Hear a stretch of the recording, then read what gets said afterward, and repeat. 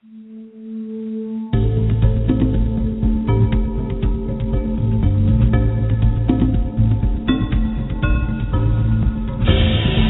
just joined the Prepper Broadcasting Network, where we promote self-reliance and independence. The views and opinions expressed are strictly those of the host or their guests. Visit us in the interactive chat room at prepperbroadcasting.com. Are you storing food? Prepared families are storing food for months and years, but only have enough fuel stored for days or weeks. Stretch your fuel storage by harnessing the power of the sun with the Sun Oven. Foods can be baked, boiled, or steamed at temperatures of 360 to 400 degrees with the power of the sun. You can use the sun for 50 to 80% of your cooking, allowing you to preserve your fuel storage for rainy days. Sun-baked foods stay moister and have less shrinkage and do not burn. Sun-baked roasts are tastier and more succulent, and sun-baked bread has unparalleled taste and texture. Water can be heated in the Sun Oven for purification or personal hygiene. For the past 26 years, Sun Ovens have been proudly made in the USA. They are durable, have a long life, and come with a 100% satisfaction guarantee. Don't be fooled by cheap imitations. For a discount coupon, visit sunoven.com/preppersradio. That's www.sunoven.com/preppersradio.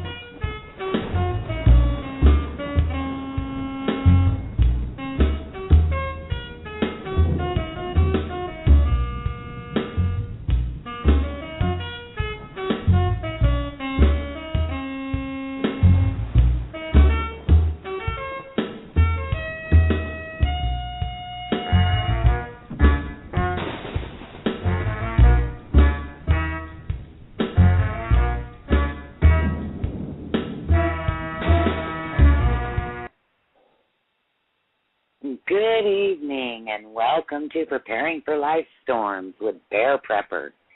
Today is Tuesday, October 2nd, 2012, and it's my pleasure to welcome you in tonight. We are on air from 8 to 9 p.m. Central Time on the first and third Tuesday of the month on American Preppers Radio, powered by PrepperBroadcasting.com. We broadcast 12 different hosts 7 days a week, so please check out the show's schedule for descriptions from each of the hosts. And don't forget, over on the right of the chat room, you can subscribe and become a member for updates on special shows or events.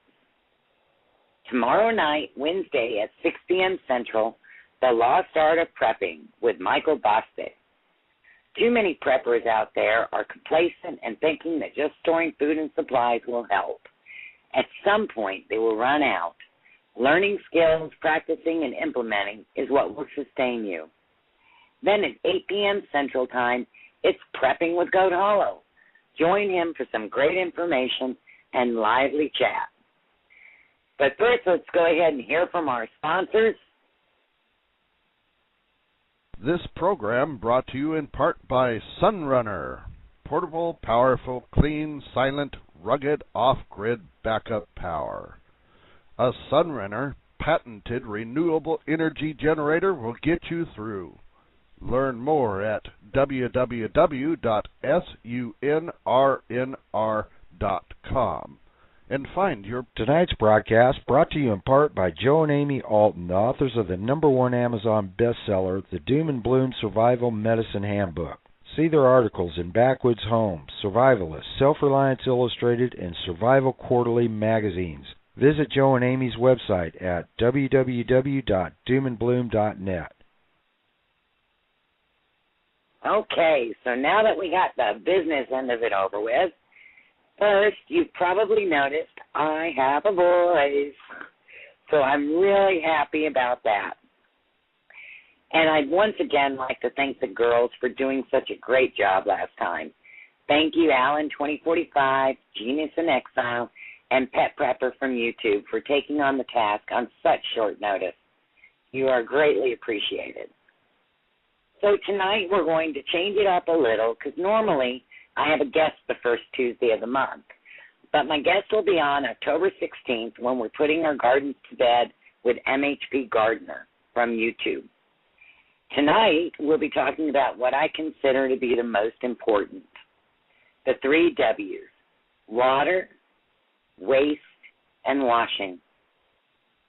Sometimes as preppers, we get caught up in the beans and Band-Aids and bullets and lose sight of everything else that we need to do. Forget any of these 3, and your life will be over before you know it. So let's start tonight with water. I'm sure most of you have heard of the big 3s. 3 minutes without air, 3 days without water, and 30 days without food. Water is what sustains life. The adult human body is about 50 to 60% water. A child's body is approximately 75% water. And our own brain is 75% water. While the human body can live for weeks without food, it can only survive a few days without water. 220 million urban residents in the developing world lack a safe source of water near their homes. Did you know that 90% of urban sewage in the developing world is discharged into rivers, lakes, and coastal waterways without any treatment? Agriculture consumes 60 to 80% of the freshwater resources in most countries, and as much as 90% in others. Without safe water, people can't lead healthy lives. For example, an estimated 900 million people suffer and approximately 2 million people die from water-related diarrheal illnesses each year. Most, but not all of these people, live in low and middle-income countries, and those at greatest risk are children and the elderly, of course.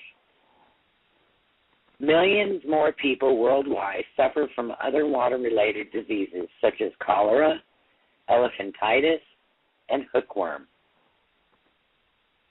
If you'd like to call into the show at 347-202-0228, remember to press 1. I'd love to hear from you and your thoughts on this topic. So in your preparations, water should be your primary concern. So what can you count on in your home at the moment, or can get to in short order to meet your needs in the event of a water crisis? If you have time to fill every available container, including your tub with water, you should be continually storing water, even if it's just in old tea jugs. Yes, nature's magic, water is so important. And as someone stated earlier, someone like me talking about water, because I have not a lot of water available, and yeah, I may not have it on my land, but I have resources nearby. But that's why it's so important for someone like me to talk about water, because I understand how detrimental water is and how hard it is to get. So just remember that if you're storing in jugs, after a few years, they tend to leak. If you choose to store the prepackaged water bottles, remember they also will break down. I think that's one of the worst ways to store, but, you have to do what's right for you. You'll eventually discover when you walk into your pantry and find the puddle in the middle of the floor. And that's how you know just how bad those plastics are. You need to be aware of resources around your location and determine now, not in the middle of a crisis, what you will need to treat the water to make it potable.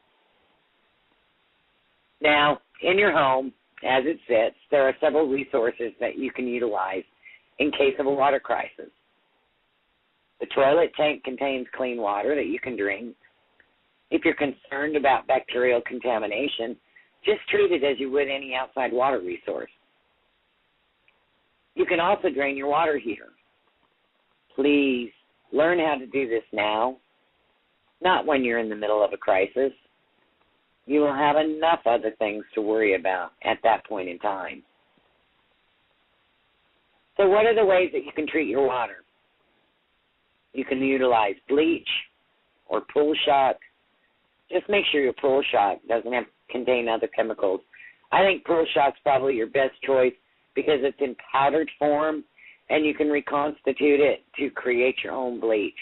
And so you're not taking up all that space with your bleach bottles. You can just put the little powder.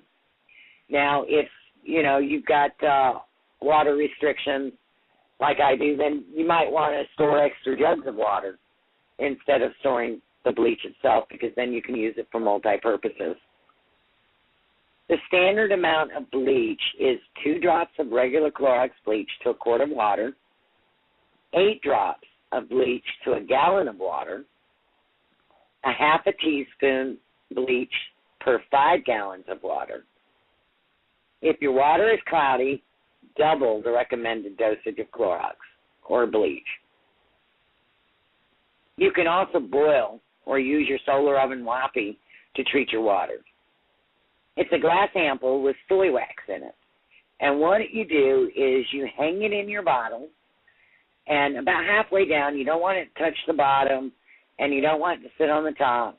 And when your water hits the right temperature, that wax in there will liquefy and drop to the bottom. Now, if you leave it in your solar oven and you forget about it, don't worry about it. When that wax drops down, you'll know that it's safe for drinking. Now, you also should know that you don't have to boil water to sterilize it. You just have to get it to 212 degrees for at least 5 minutes, preferably 10. You can also use the sun to distill your water for purification, or create yourself a solar distiller. You need to have water filters in your preps. But again, test them out now when it's not necessary for survival. There are all kinds of water filters available, the Cadillac being the Berkey. You need to keep your environment in mind when determining which filters you need to store. If your closest outside source is a dirty pond, then you might want a better filter than, say, someone that is utilizing rain from their roof. Only you can determine how effective or costly your purification needs are. If you'd like to call into the show, hopefully the lines are working. The phone number is 347-202-0228. Remember to press 1 if you want to speak to me. Now, the second W is waste. Not a topic that most people talk about, but an important one in an SHTF situation. How are you going to dispose of your waste? You can use the toilet and pour water down, but that can cause several additional problems. First, you're using a very important resource for sustaining life, your first W, water. Second, if the power is down, it's very likely that the sewer system will not be working. And eventually it will back up. And when it does, right into your toilet sinks and tubs, you have a whole other set of problems to deal with. This will be what starts the second wave we talked about in a previous show. People in apartments will be going in corners in the hallways or in their homes, and they will become sick, and with no easily available medical help, something small like this will kill many. A close reminder is the way people behaved during Katrina. Or have you ever seen the show Hoarders? You know, sometimes it really surprises me the thoughts that go through people's heads. You know, to think that it's okay to go in a corner or in a hallway or squatting in the backyard without even digging a hole. You know, it's not a good thing, but that's exactly what people are going to do. Looks like we got a question from Sissy Bob. What if you had pond water? Well, pond water, if you've got a lot of debris in it, you're going to want to pre-filter it through a T-shirt or cheesecloth, probably T-shirts, which you're most likely going to have available, just to get the big chunks out. And then you're either going to want to run it through a water filter, which is probably your best bet. Get one that takes care of the small bacterium, and then add some bleach to it. Wait 30 minutes before you drink it, and you should be good to go. That's one of my resources, is a lake. And most lakes around here, because they get so low, are extremely dirty. But it's still very good to drink. I mean, you've got to have water. And like I said, you don't want to waste your water. Now, if you're really desperate for water, you can distill your urine. And you can use that to drink. And I think Genius in Exile said something about being able to use the distilled urine as a diabetic treatment, according to a doctor that told her. So as far as Sissy Bob being able to recommend a filter, if it's a simple pond that's not really dirty, I've tested mine with my pond, and I can get away with the little cheapy filters. There's not a lot of bacteria in ours because of the fish cycle. So if you've got a stagnant pond, that's when you really got to be careful, and that I would definitely recommend the Berkey. I'm not sure what the brand is I have. They're very inexpensive. I think I've got 6 of them on hand, and I think they're supposed to do like 100,000 gallons apiece. You can also, one thing that a lot of people don't know about their water filters is when they start clogging up, you can knock off the outside. So you want to scrape it. You don't want to sandpaper it. So you want to kind of chisel off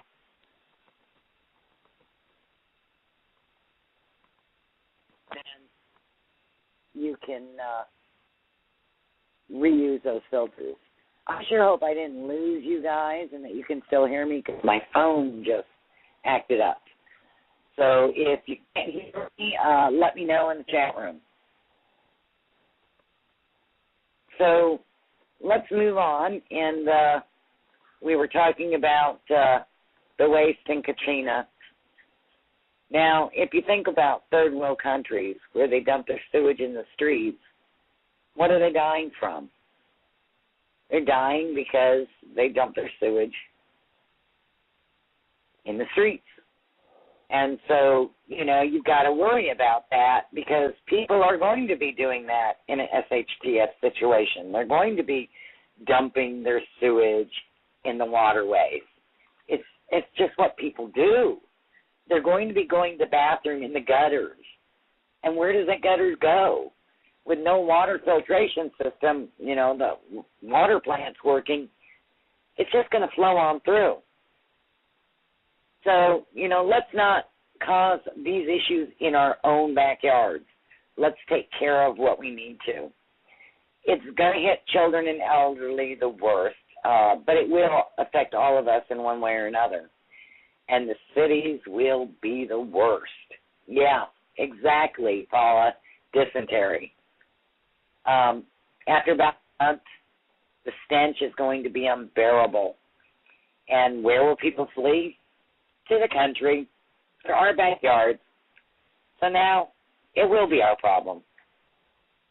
So how can we dispose of our waste in a sanitary manner? I was really surprised to find, while researching this topic, that urine was the cause of the biggest issue, that horrible smell.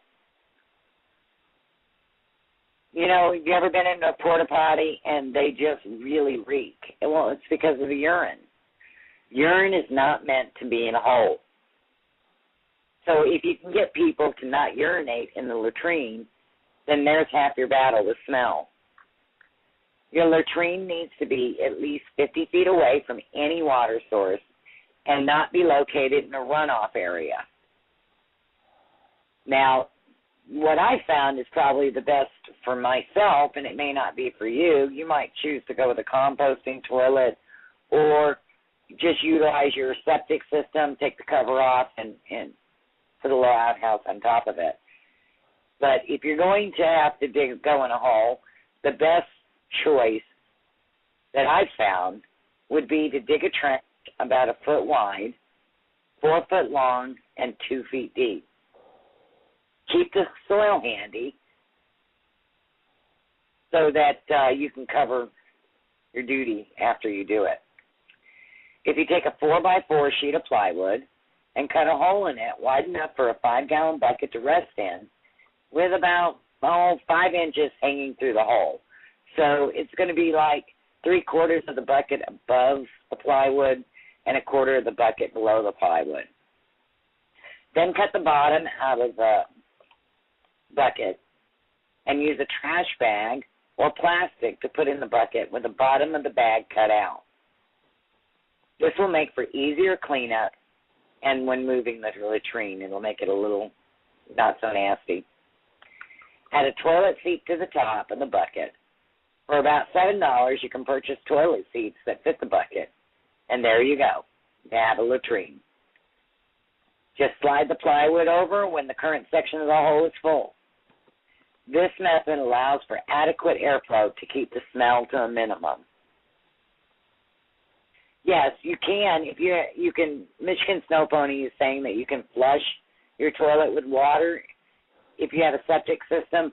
Absolutely. You can also do it if the water is off and your sewer system is still working. But remember, that's one of your greatest commodities, water.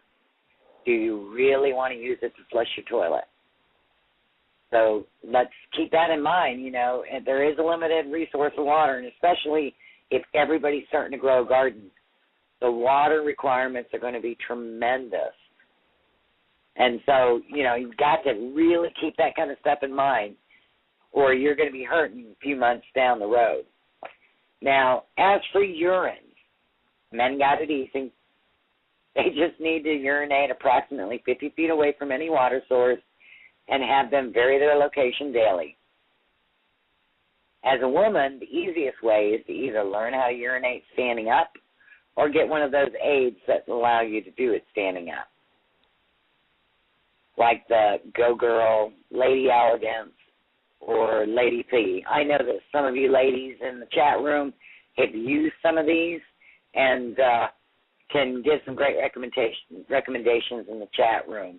The ones I've listed are sold on Amazon. Now, to pee or urinate, standing up, check out Wiki for instructions, or you can apply pressure to your pubic bone above it, and it will help angle your urination out. How do I know this? Well, I used to fly B-52s, and on a B-52, there is no private facility. You either squat in the middle of the plane in front of everybody and then carry your urine around with you, or you learn to urinate standing up. Because then if you learn to urinate standing up, you can go into the wheel well where you have a moment of privacy. But you really have to make sure that others on the plane remember that you're in there. Otherwise, you could have a rude awakening, as I did, when the wheel well opens up and you're hanging on to the struts for dear life with your pants around your ankles. Yeah, and the ground getting closer and closer. That, dear friends, got me a lobster dinner to keep me quiet.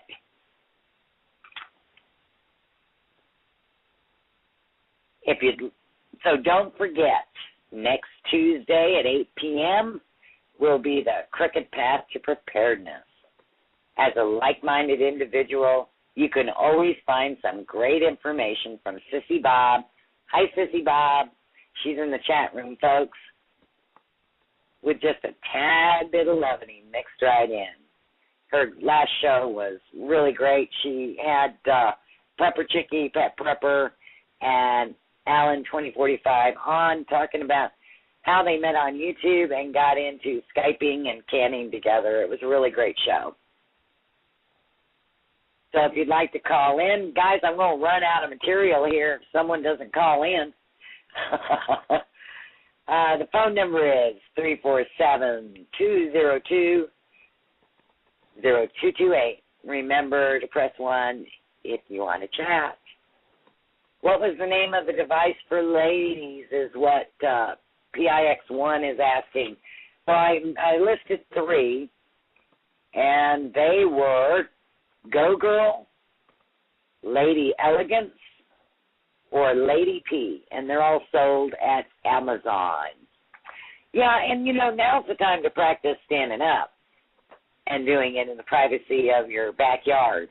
And I have found that the instructions on Wiki, it's a little too intimate for me. So I was lucky. I had a lady pilot that kind of guided me on that, on the easiest way. And within a matter of days, you can get used to it.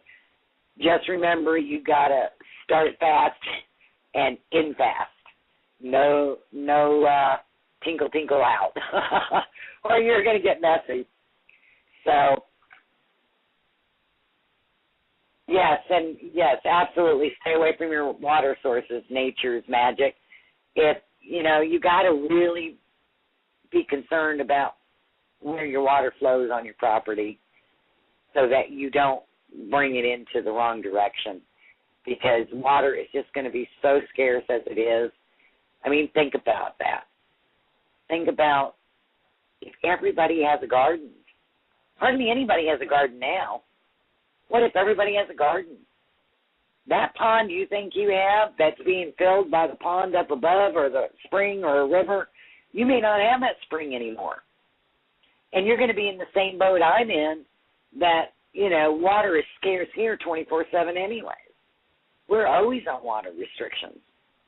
And so, I'm looking to get myself a huge water tank. When we're talking huge, we're talking 10,000 gallons, because that's what it's going to require in order to triple my garden so that I can feed 20-plus people.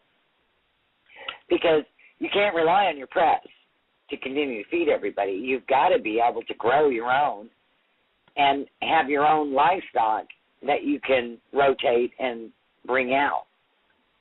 So it's really important that you keep these things in mind. Okay, so back to our discussion. The second part of the second W would include your trash. Everything needs to be evaluated for additional usage before disposing. If we're in a true SHTF situation, then all that plastic won't be made again. And so, you've got to think about, can I use this for something else? So you can take your food scraps and you can either feed it to your animals or you can compost them. You can then burn the rest or simply bury it all if you're concerned about exposing your location or environmental impact. All right, so now I know a lot of you are probably thinking, burn. Why would you burn metals? Well, our metal products today all have labels, and they're all being used to store food, and so there's bits and pieces left in them when you use them. And so if you burn them, you eliminate the ability for the animals to be attracted to your location. And they also compact down a little further than they do if they're not burned. Metal gets soft, they collapse, and it just makes things a whole lot easier. And it, like I said, it keeps animals away. Now, some animals you don't want to go away. You want some animals to be there because you want to be able to hunt them. But there are other animals like rats you don't, because you can get sick. And, that's a big thing about the cities with trash. Sure, you're not going to keep generating trash after about a month because there's not going to be any food coming into the shelves. But that trash that's already there is going to be rancid. And it's going to attract the rats and the mosquitoes and the flies. And that's going to cause its own sickness. So you want to take care of these things. And I know if you're in the city, your neighbor's not doing it. So does it really matter if you're doing it? No, it really doesn't. Because you're going to have to deal with their trash. You're going to have to deal with their diseases because they aren't going to deal with their trash. When they poop in the corner, you're going to have to deal with it. And I don't think a lot of people think about that. They think they can just close up in their apartment and they're going to be okay. It's not going to be that simple. So all I can say is I hope and pray daily that SHTF doesn't happen. It's not something I wish for. It's not something I want. And I don't necessarily prepare for SHTF. I prepare for all of life's storms. All right, folks, come on. My voice is getting tired. So I'd love for you to call in. And the phone number is 347-202-0228. Press 1 to talk to me.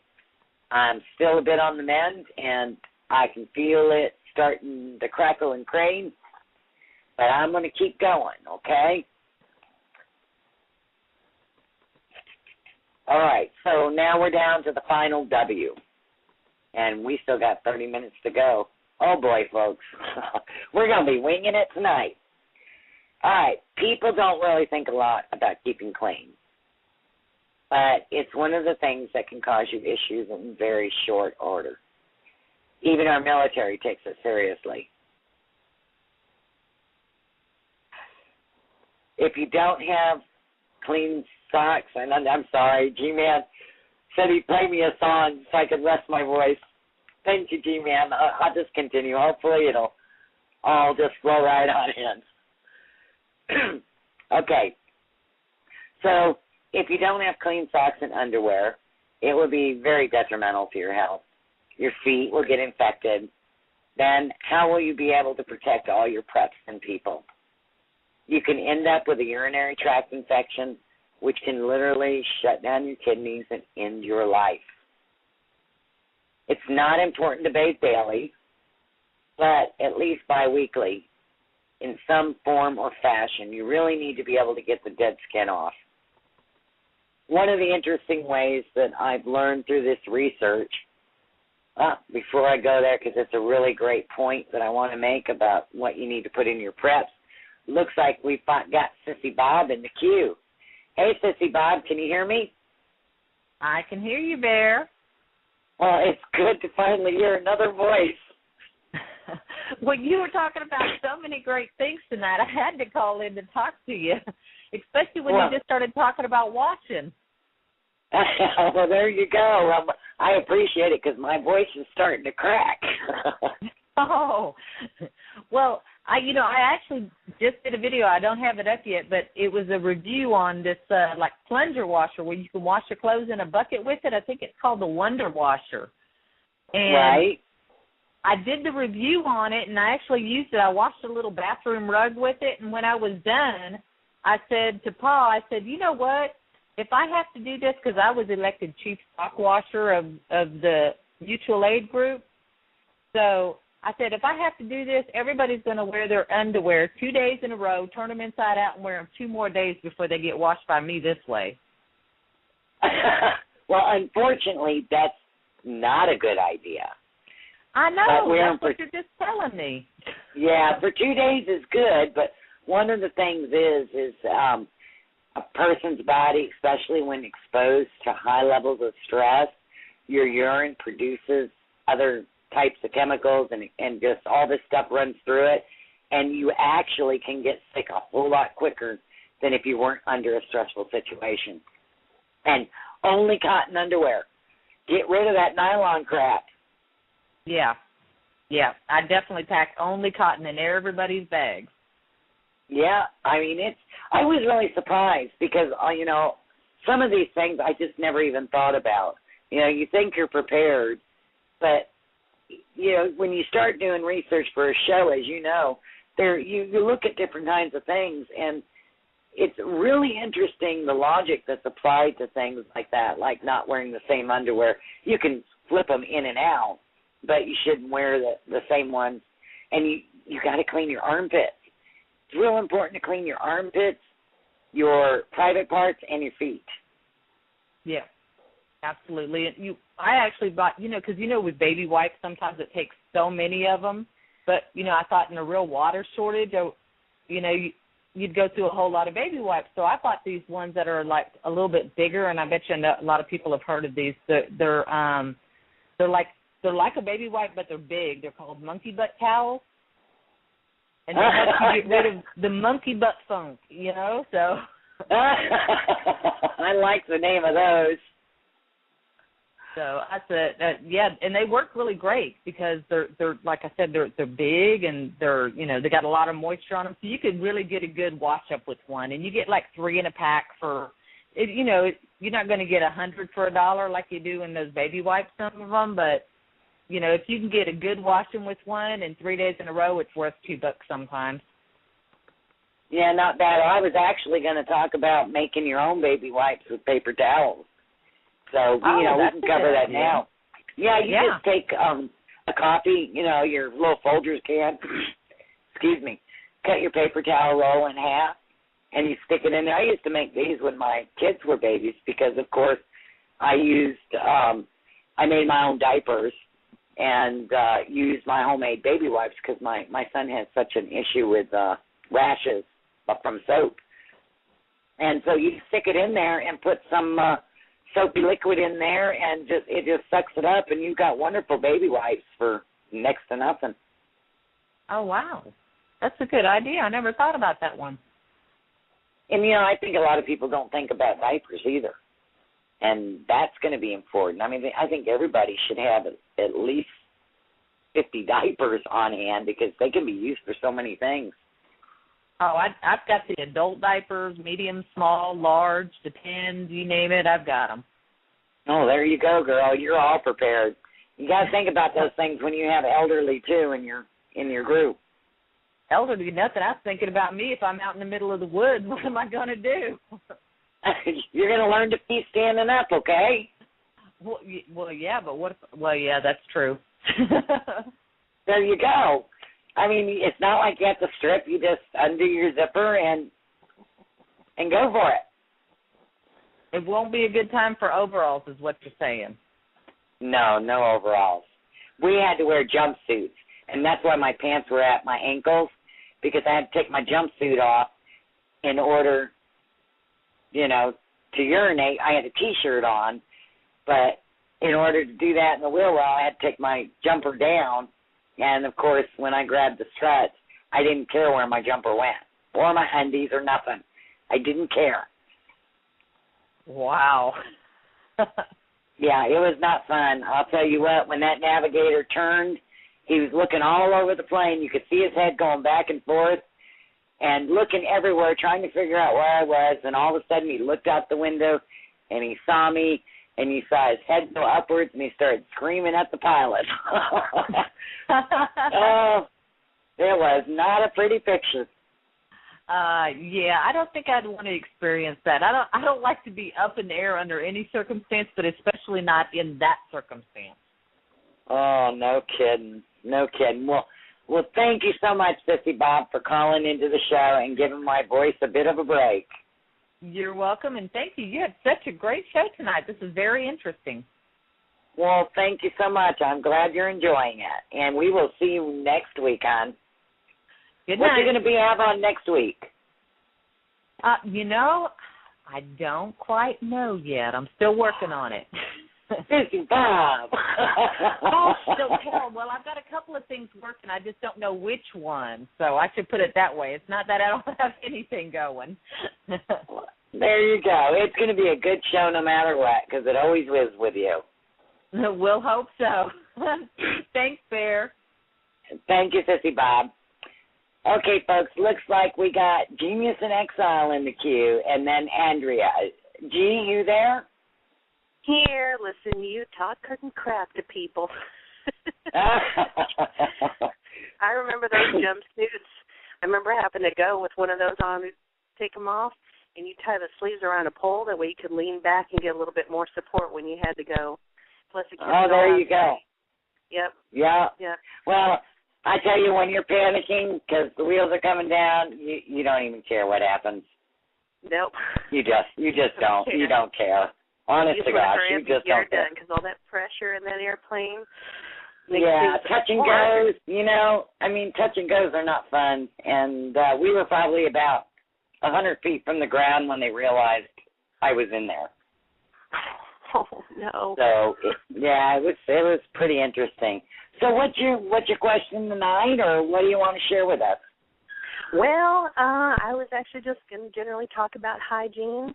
I don't know if any of you have seen my video, but I've got a huge box of soap. Well, I've actually probably got about 3 boxes of soap. So hygiene to me is very, very important. I actually used to work at a medical facility doing their technical support, and I would, see some of the, the diagnosis they would have, and there was something that came across a lot called decubitus, bed sores. What people would do is they would lay on one side for a long time, and the pressure and not getting rid of that dead skin would actually start to, make their bones escape out their skin. And it's really important to stay clean and keep that dead skin sloughed off so it can keep regenerating and stay strong. I got a little boy who doesn't really take a shower unless you absolutely prod him, and he ended up with a little bit of armpit rash, and this was during the summer. I think it'd only been about 3 days, but we found out he had been lying about taking a shower, and, he had that rash. So, sorry, son, I know you're listening. Sorry. I know. He's just, Mom, you just should not have done that. Oh, yeah. I know when I My go kids warn me. Yeah, they warn me all the time, do not ever do that to me, and I don't. It's the neighbor, it's a friend, it's somebody, it's never your child. Oh, yeah, a friend's kid didn't take a shower for 3 days and had an armpit rash. There we go. Yeah, it is very important. Have you ever heard that you can use a brush every 2 weeks, and you don't need to actually physically bathe in water, because if water is a very scarce resource, you just take a brush and you brush your body, and as long as you're getting that dead skin off, you won't get all those sores around your body. And so you don't necessarily have to do water. Now, you should always use water or keep clean in your private parts, your armpits, and your feet. But just get some brushes on hand. I think some of those dog brushes are probably the best ones because they're a little fuller and a little softer, and you can just brush your skin every 2 weeks. Yep, that is so important. You got to keep that skin regenerating, You got to keep that fresh. But the other thing is, I remember you guys talking about the jungle foot, when you're out in your boots for a long time, they even tell you to take off your socks because it'll keep the moisture to your skin. And that's a great way to break down your skin and, have all sorts of sores. That just invites tons of bacteria, And if you ever happen to go through water, don't urinate while you're in the water, though you may be tempted to, because while your urethra is open, sometimes bacteria can swim upward into there. So that's another thing. That's kind of scary, definitely gross, but something that I don't know if everybody knows. So I remember them talking about that, too. Oh, I know. It's just real important, the being clean. It really is. It's just going to keep you healthy and keep you alive a whole lot longer. Well, gee, thank you so much for thank you so much for calling in. It's been a godsend. You and Sissy Bob are giving me my reprieve, and I appreciate it. No problem. You take care. Thank you, hon. Bye-bye. All right, Andrea, are you still there? Oh, yep, I'm here. Hi, Andrea. How are you this evening? Pretty good. Well, you're right down my alley with this kind of topic and stuff. I don't get a chance to talk about this too much, but we're on course for it. So, now just like we're supposed to, go to the dentist and get all in shape and get all healthy before stuff happens, right? And then do things that will help us to stay healthy long term. One of the things that will help us to stay healthy is to squat when we go number 2, okay? In fact, a lot of the problems that people have are from sitting on a toilet and pushing, because our bodies were not actually meant to do that. They were meant to squat. In fact, there's a muscle that wraps around the colon and kind of constricts it when we're sitting down on a toilet, but it's relieved and opened up when we're squatting.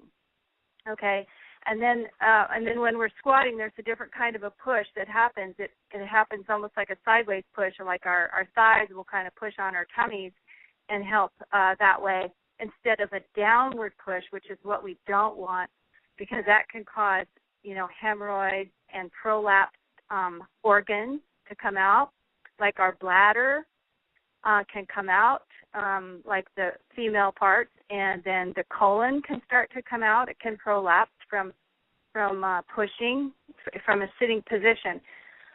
So I just wanted to say, if anybody has constipation or hemorrhoids or any appendix problems, do you know that we never even had appendix problems until toilets were invented? Really? That's pretty interesting. You have my attention. The squatting, FHDF is going to be good for us. Oh, absolutely. Absolutely. In fact, I've been doing this for years. I had a physical situation that was cured by squatting, because I did some research on it, and wow. And then I did it, and then after several months, my physical problem was totally gone, and everything was just like A-okay.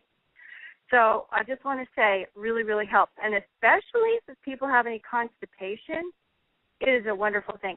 So what I'd recommend is, like my husband did for me, he made me a kind of a stool that wraps around my toilet about halfway, about 7-8 inches up from the floor, okay, and then kind of a platform thing so I can kind of squat right over the toilet.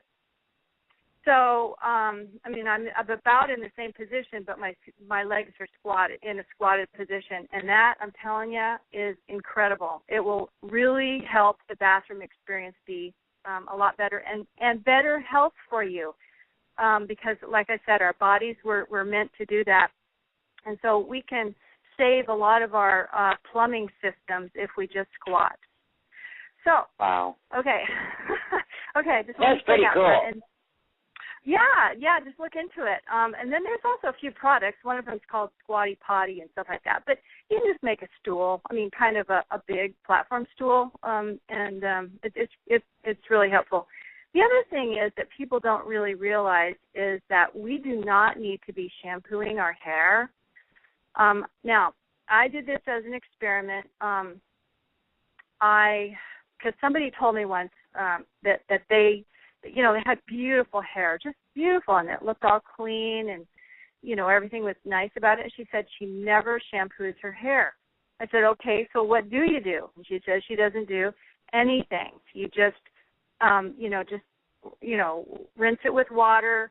You can rub your scalp a bit if you want, but just treat it like anything else, but you don't put shampoo on it or anything.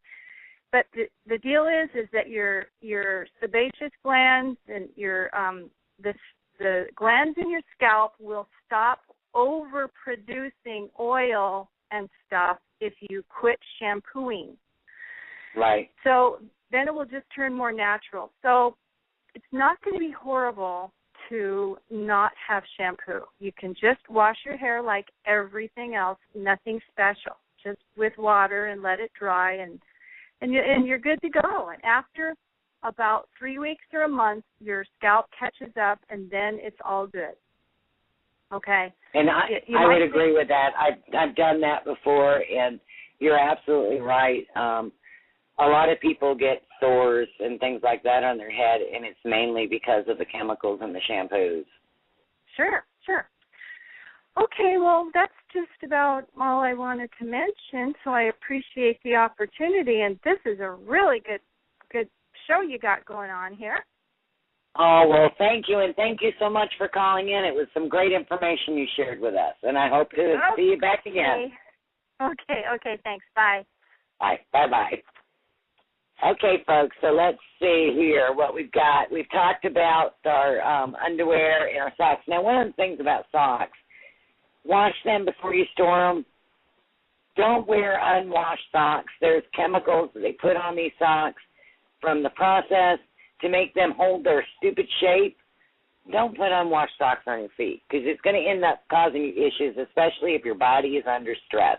That's the part you got to remember. Things that wouldn't normally bother you, when you're under stress, they're going to bother you. So take care of that. All right, and I talked about the brushes to knock off the dead skin, so let's move on down the road. Okay, so urine is not meant to be in a hole. So if you can get people not to urinate in the latrine, well, we already did that part. Okay, I got lost, guys.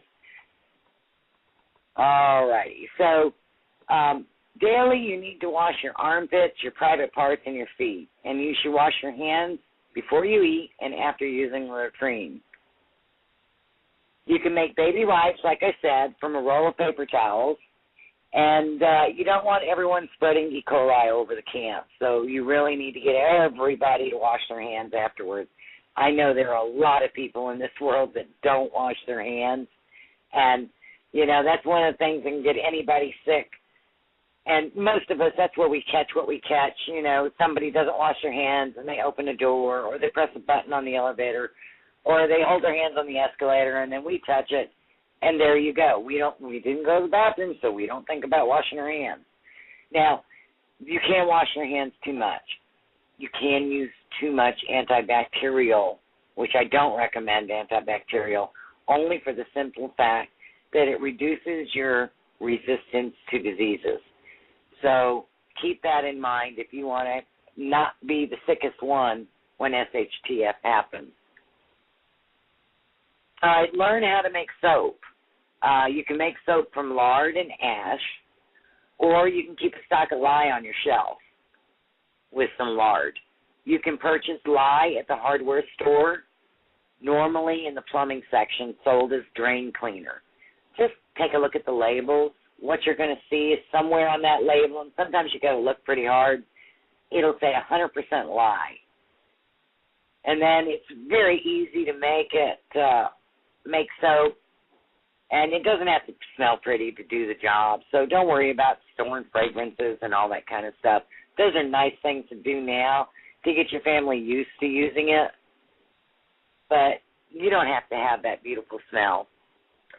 If you are scarce on water, use sand to wash with. It won't necessarily take the dark spots off, the dirt per se, but it'll remove the dry skin and keep the bacteria from floating around and contaminating everything else. If you'd like to call into the show, I'm just about out of everything I can say.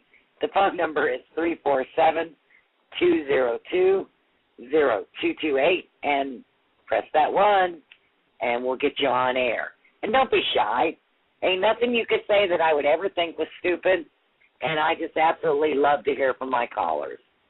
So, excuse me for coughing again. Yeah, it looks like we're going to have a Bexar County Preparedness meetup for those of you that are in the Bexar County area or interested in coming down. I'm looking for October 20th from 10 to 2 p.m. The location is not set. Unfortunately, they closed down the place where I have to register, and they're reopening up in another location, so I have to wait until they reopen to get that reserved. But we'll have a place somewhere that we can have our meetup. And I think Genius in Exile is going to be there, and we're going to do some soap or something like that. And we're going to have a lot of things going on in the sense of teaching items. So check us out and come on in. It looks like we got a couple callers in the queue. Thank you very much. Let's bring in the mom. Hey, the mom, are you there? Yeah, hi, Bear. Hi, how are you doing? I'm good. I wanted to talk to you about lye and finding lye. Okay. I learned to make soap this year, and lye is not easy to find because it is one of the chemicals in meth. Right, right. So you can no longer buy Red Devil lye at Home Depot, or especially apparently in this part of the South, in Home Depot or your regular hardware stores. You can't get it. It definitely has to be ordered online. Well, not true. I just went to the hardware store a couple days ago, and they actually have lye. They do not sell Red Devil, but if you read, it's called Plumber Drain Killer, and I can't remember what the actual brand is, but there is a little triangle on the bottle that says 100% lye. Oh, cool, because here, couldn't get it. Of course, Florida is the mess capital of the world, so that might have something to do with it. But I was able to work around it and buy lye online. And well, that's good. Bought a bigger amount, but lye is not easy to find sometimes, so people might want to think about ordering it online now, or if they see it, get it. A little mom and pop hardware store here carries lye, but they carry 2 cans. Oh, wow. When they're gone, then they'll order it again. But apparently, it's a big issue in the South to get lye. Wow, that's pretty wild. I think I had heard something about it being used to make meth. You know, worst case scenario, we make lye from ash. Our soap is not going to be as perfected as it would be if we used real lye, because it's really hard to control in ash what your percentage of lye is, but it's possible. You know, that's another thing. You know, you can use ash to clean yourself, too. Sure. People use burnt sticks to brush their teeth. That's right, and it's all good for you. So you got to start thinking out of the box, people. So I really appreciate that about the lye, because I know not everybody is around here. They're all over the country, and I'd probably get about 10 million questions. I can't find lye. My goodness. I drove all over the place looking for lye. And what was so funny is to go into the Ace hardware store, and they are selling bars of Grandma's lye soap, but you can't get the lye. Oh, my goodness. Okay, well, I've got about 3 minutes to go, and I've got one more person in queue. Thank you so much, the mom, for calling in, and you have a great evening. You too. Bye-bye. Pedro, Wyoming, are you there? Yes, ma'am. Hi, Pedro. How are you this evening? Oh, pretty good. You touched on a few things after I called. I was going to address. One is using sand to wash with. Not only does it scrub the dead skin off, but it will also get the oil out as well. Little trick on the lye. If you're having difficulty getting it, you can get straight run lye that doesn't have any calcium adulterants in it from Utah Biodiesel. I ain't pimping for them guys, but I know they got good stuff. Wood ash makes a really soft soap. Yeah, you can use it to get lye, but it's a potassium lye, not sodium lye. So your soft tends to be more like a gel soap. Right. Yeah, it's definitely not the same quality, but it's better than nothing at some point. Oh, it certainly is. You'll start stocking up on whatever your favorite bar soap is after the first time you do that. One other thing about water purification with bleach. I don't know if you've read APN. There's 40 dozen ideas on how to use bleach to address